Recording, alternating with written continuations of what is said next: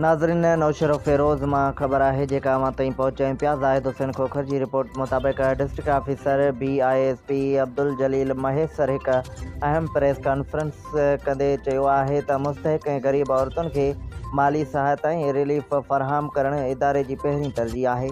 Media सां ॻाल्हाईंदे हुन चयो त बेनज़ीर इनकम सपोर्ट प्रोग्राम तहत रजिस्टर्ड औरतुनि खे इमदादी रक़म शफ़ाफ़ ऐं मुनज़्ज़म तरीक़े सां फ़राहम कई पई वञे त जीअं मुस्तहिक ख़ानदाननि खे वधि खां वधि सहूलियत मिली सघे।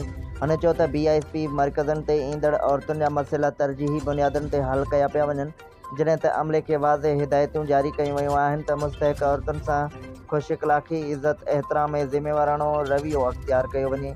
अब्दुल जलील महेसर जो चवणु हो त हुकूमत पाकिस्तान जी हिदायतुनि मूजिबि इमदादी रक़मनि जी विरिछ वारे निज़ाम खे वधीक मुअसर, शफ़ाफ़ ऐं बहितर बणायो वञे त जीअं कंहिं बि मुस्तहिक औरत खे कंहिं बि क़िस्म जी ॾुखियाई खे मुंहुं न ॾियणो पवे। हुन औरतुनि खे अपील कई त हू कंहिं बि ग़ैर लाॻापियल फ़र्द या एजेंट सां राब्तो करण या रक़म ॾियण खां पासो कनि।